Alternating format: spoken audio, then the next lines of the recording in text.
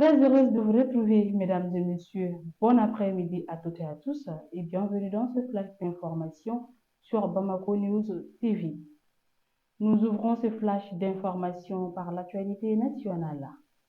La commune rurale de Madiama, située dans le cercle de Djéné, région de Mopti, faisait jusque la figure d'exception en étant épargnée par les activités terroristes.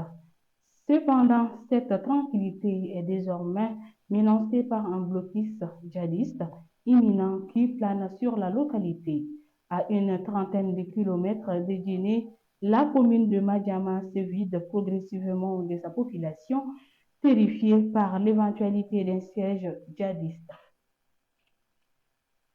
Toujours au pays, l'état-major général des armées informe l'opinion que les attaques terroristes lancées contre le poste de sécurité de Ber et les tirs d'obus sur Tombouctou dans l'après-midi du dimanche 6 octobre 2024 ont été repoussées par les FAMA.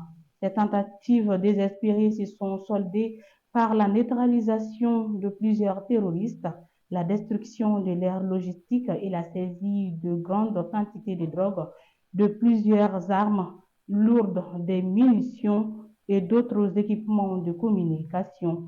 Dans l'aire de bandage, les assaillants rescapés ont été pourchassés et neutralisés à leur tour par les FAMA. Dans la matinée du lundi 7 octobre 2024, les surveillances ont permis de localiser deux colonnes de véhicules au sud-est de Douaya, dans la localité de Tombouctou. Le premier transportant des terroristes armés a été frappé, ne laissant aucune chance à ses occupants.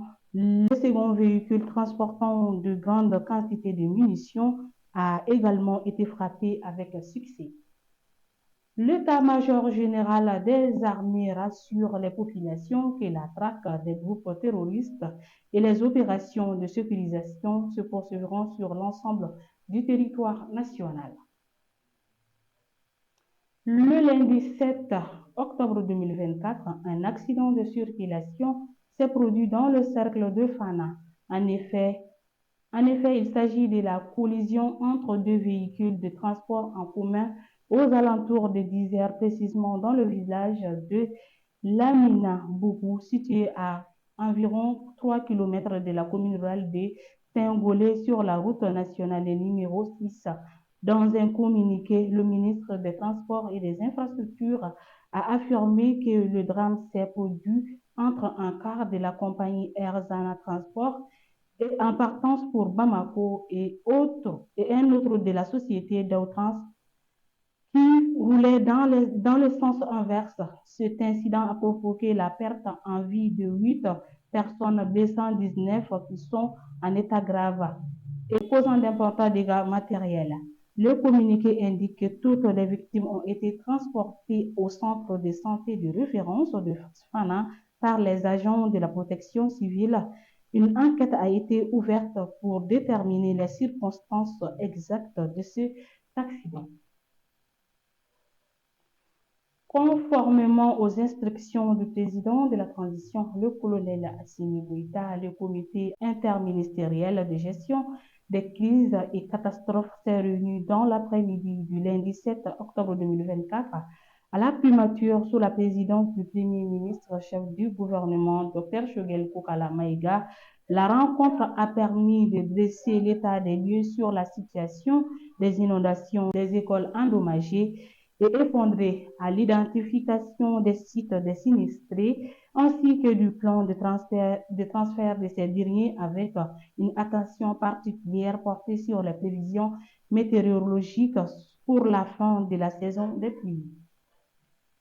À présent, faisons un tour à l'international. Le président de la transition de Burkina, le capitaine Ibrahim Traoré, a officiellement lancé le lundi 7 octobre 2024 les activités de la Banque postale du Burkina Faso.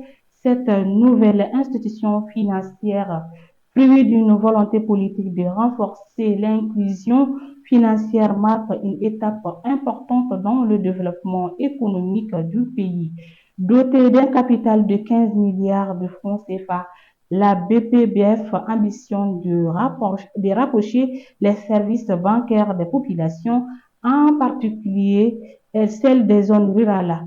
Elle offrira une gamme de produits et services adaptés aux besoins spécifiques des Burkinabés, notamment pour les petites et moyennes entreprises.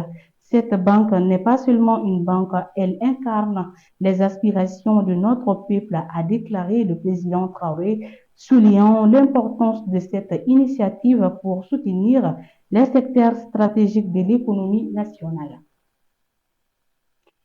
Macky Sall, ancien président du Sénégal, a officiellement démissionné de son poste d'envoyé spécial au président du comité de suivi du pacte de Paris pour la planète et les peuples, ce rôle qu'il occupait depuis la fin de son second mandat présidentiel lui avait été confié par Emmanuel Macron, président de la République française. La décision de Macky Sall intervient après sa désignation en tant que tête de liste nationale de la coalition pour les élections législatives anticipées prévues le 17 novembre 2024 prochain.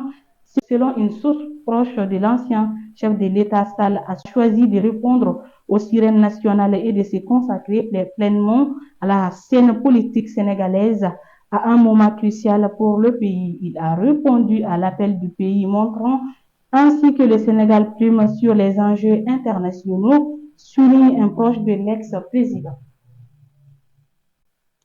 En Tunisie, l'instance en charge d'organiser la présidentielle a annoncé le lundi 7 octobre 2024 la victoire du président sortant Kais Saied avec 90,7% des voix. L'ISI a également indiqué le taux de participation de 28,8%, soit le plus fort taux d'abstention depuis l'avènement de la démocratie en 2011. Les deux autres candidats, Ayashi Zamel et Zouer Magzaoui, ont obtenu respectivement 7,35% et 1,97% des suffrages selon l'ISI. Et voilà, mesdames et messieurs, c'était tout ce qu'il fallait retenir. Merci à vous de l'avoir suivi. Au plaisir de vous retrouver très prochainement. D'ici là, portez-vous bien.